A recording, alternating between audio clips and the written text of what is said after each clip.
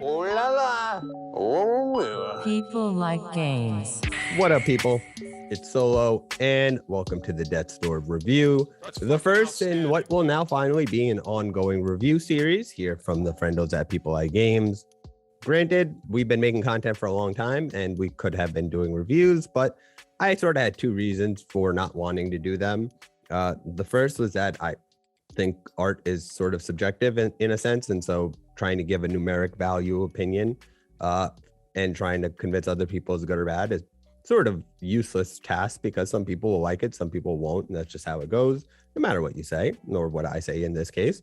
And so it just sort of felt useless. And number two, I felt that there's a lot of gaming places that do reviews and they get early access, and so they're always going to be ahead of time. So who's going to watch multiple pieces of content? And if I have nothing to add on to the gameplay, story, mechanics, difficulty template that everybody else uses, I'm not just going to jump in here for some algorithm love. But at the same time, Death Door was the game that was my favorite for the past year. It spoke to me the most, and it was something I felt I wanted to sort of expand on. So I guess that falls into a review because it will touch on some of those aspects. So the game, which was created by Acid Nerve, which is actually just a team of 2 developers, is incredible. Firstly, I'll just keep it simple and say, is it worth $20, which is the cost of the game? Yes, on any of the platforms that it's available for, fully worth it. I was not given a copy of this. We will not be given copies of the games we'll be reviewing. Even if they're offered, we're just gonna go and buy that shit. So you know that, hey, they have no reason here at People Like Games to give you a biased review. We just go and buy our own games. I don't need $60 from you people or $20 from whoever wants to send me a game.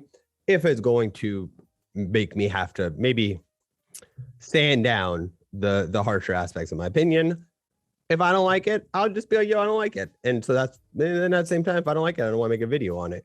You'll see the complexities I face here. But we're here to talk about Death's Door, which, as you can tell, is a crow with a badass red sword and a series of other weapons. But best way to describe it is, in the story, you are a crow employed by the Reaping Commission, and you basically have a 9-to-5 job reaping souls. Then when one of the jobs goes wrong, you're basically thrown into a journey where you have to fix the problems that have occurred. That being the basic setup, the gameplay being very simple and straightforward. You know, as you're seeing here on the screen, there's a heavy attack, a light attack, a magic attack, a range attack, and dodging, and that's it. And it has a lot of roguelite elements. Is really much more than just its simple sort of explanatory parts. The game is very much a great meditation on life and death, and sort of the balance in the journey between the music and some of the dialogue that occurs. It really creates an atmosphere and a setting that's like melancholic and sort of, I guess the best word in my opinion would be introspective, right? You sort of, it has such a tone and a setting in what it establishes and offers. And those might not play out in moments where you're sort of like this, battling people randomly. But after you defeat the bosses that are established in the game, there's a couple of big bosses, obviously.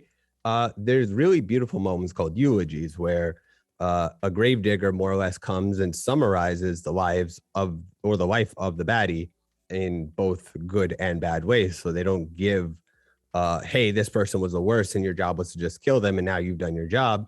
It creates a humanizing aspect of not allowing just the negative of even the bad guy that you're killing to be the primary thing to focus on. Because I think games, I don't even know if this was intended, but I just think games have an element of creating characters that always make you feel in the moral right. They're sort of like the complete moral center. But when you have a game like this, that even though you're supposed to kill the quote unquote bad guy, it still humanizes them as a whole. It creates an element that I don't think I've seen in other games, where once you defeat or vanquish the enemy, you've done right and all is better because of you, versus, you know, the complexity of an individual is not necessarily black or white. And I thought even as small as the eulogy for bosses really reflects that. And whether it was intended, whether it was not, that really caught my attention and really made the game stand out. And with that happening, I just felt like it's highly worth playing, and I would definitely suggest it. Like I said, I don't really have a number to give on this game. 1 through 10. I don't really believe in that version. I think it sort of does it a disservice. So personally, I bought it and I would recommend it. You should check it out if you're interested. Be sure to watch more videos, but at its price point, totally worth it. And that's probably like the most definitive version of a number I'll give for reviews. I won't give it like a 5, 6, 7. I'll just be like, yeah, I bought it and it was worth the money and it felt enjoyable and I'd recommend it. Or it might not be for you, and that's allowed too. But remember, as always, for good and bad games, people put a lot of work into them. And so whether you like it or not, even the places you disagree or you can criticize and even clown on, which I mean, everybody loves to clown on shit. You want to give a little respect for the effort required to put together such a product. So even in future ones where I sort of like burn some people or burn some games, it will be in good humor, and it will always be at the end with great respect to the people who had to put together a product, because making games is not easy. Making anything is not easy. So let us not forget. And this probably straight off and it's probably pointless, but yeah, that is the official numero uno People Like Games review. I've been Solo. Hopefully these are going to be tighter and more accurately representative of what you're playing in the future. But until then, People Like Games, subscribe, like, show some love below. And that's all I got. We'll be back sooner than later. Peace.